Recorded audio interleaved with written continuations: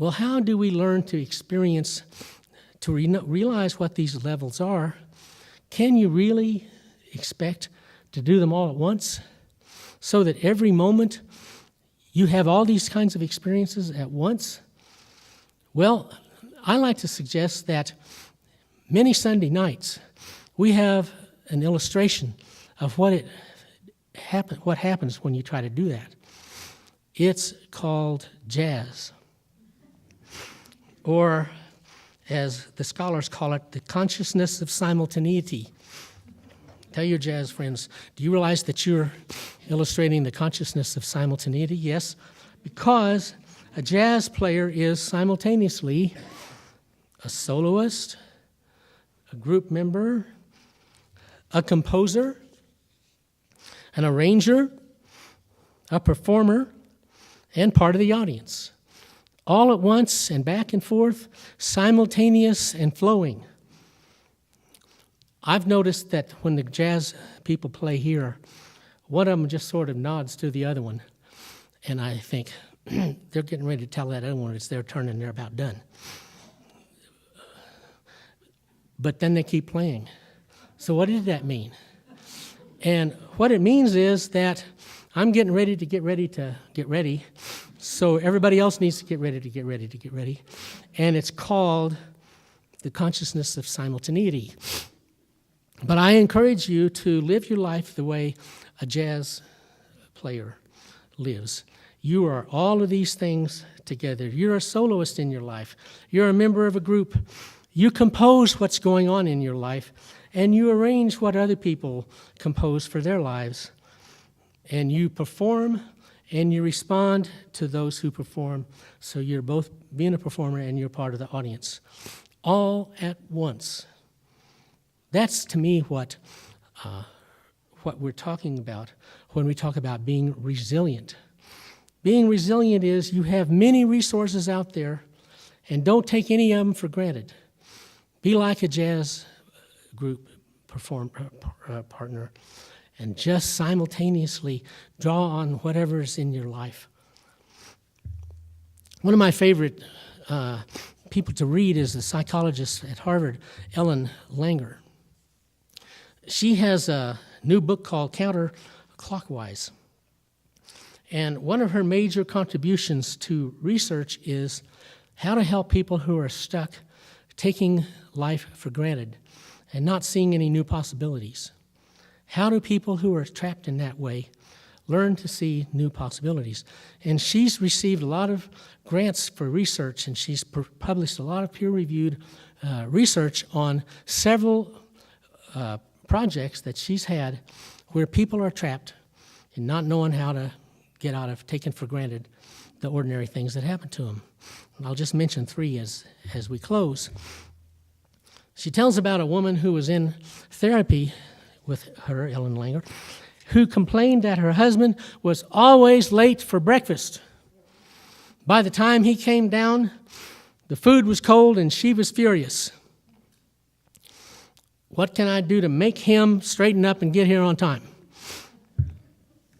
And Ellen Langer said, well, how about you try this? How about you give thanks for the moments of quiet that your husband's incompetence has given you as a gift? Well, I don't know. She went home and tried it. A couple of weeks later, she came back for her next therapy session and says, you won't believe this, but I did that, just what you told me to do for a while, and he hasn't been late for breakfast, not one time since. And Ellen said, well, I don't know, maybe it was the smile on your face that he liked better than the other look that he could expect. So you never know. Just stopping and giving thanks could be the way. And their marriage and her attitude toward him and his toward her was transformed by thinking of an ordinary thing in a fresh, different way. Another project of peer-reviewed research she gave was she was on business and she was in a motel and she was doing her yoga exercises, and The housekeeper came in and was getting ready to clean the room. And she said, come on in, I'm almost finished. So as she was doing her stretches, the house cleaner, she was gathering up everything off the bed. And she said, I wish I had time for exercise. The Lord knows I need it. And but I have to work all the time. I don't have time at the end of the day, and I'm too tired. So Ellen says, well, would it be okay if I watch you and take notes while you do this? Okay. So the house cleaner kept finishing all the duties all around, and she was taking notes. And she says, would you like to know what I wrote about? Yes. She says, well, here's the parts of your body that were being exercised when you reached over and got that pillow and beat it. Here's what was going on in your back when you bent over and grabbed the sheets and folded them all up. And here's what part of your lower back was being exercised when you got down on the floor to see if there's any trash around on the floor. And said, you know, if you will just think about that you are doing exercises, and each one of them has a name, and each one of them has a part of your body that's being exercised, that might work. She thought, well, that was wonderful. But being a Harvard researcher, she didn't let it stop there. She said, this looks like I could apply for a grant and do some research on this. So she talked to the people in the motel and said, I need about 20 or 30 of your housekeepers to participate in a project. And she explained what it was, and it didn't look like it was taking any extra time. So she had a control group that did exactly what they'd always done. Then she did the testing group, where she had them bring their little notepad along, and she taught them what was going on, what part of their body was being exercised, and they took their own notes. Didn't take any longer, and the exercises weren't any different, but they were becoming aware of the fact that they were exercising. Well, at the end of the prescribed period of time, the control group had the same health tests as anybody they always had. The new group found significant losses of weight. Their hearts were beating more healthily. And they had an idea that I can do two things at once. I can work and play. You know, I can bend over and complain and exercise. Changes my whole attitude. So she wrote a peer-reviewed research, and the results of that, it shows up in this book, Counterclockwise.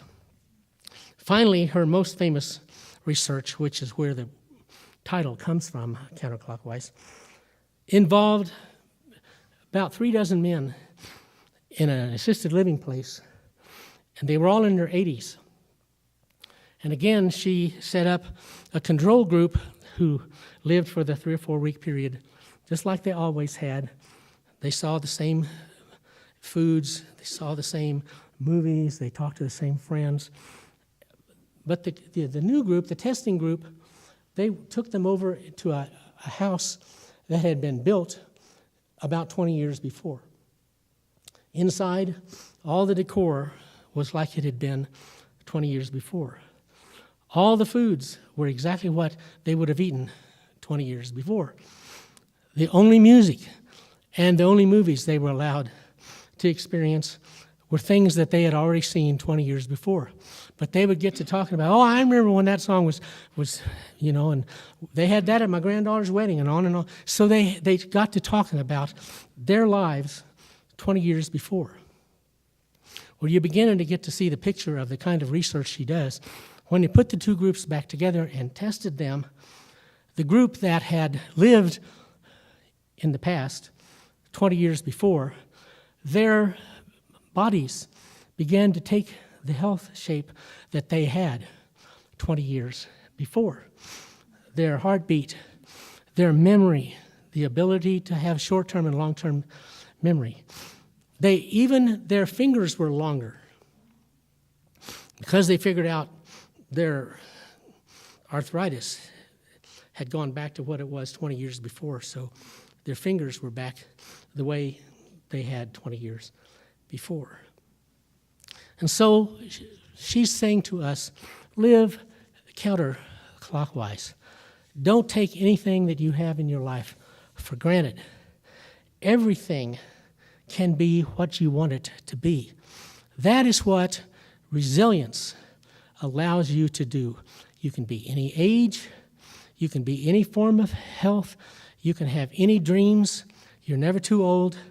And that's what I want Resilience Sunday to be from here on out. I would love for each of us to say, I now have brought into my life resilience. I never know what's going to happen except that I know that every morning I wake up, something so refreshing will happen to me that I can't keep from singing about it. My life flows on in endless song above earth's lamentation. I hear the real, though far off, hymn that hails a new creation. No storm can shake my inmost calm, while to that rock I'm clinging, since love prevails in heaven and earth. How can I keep from singing?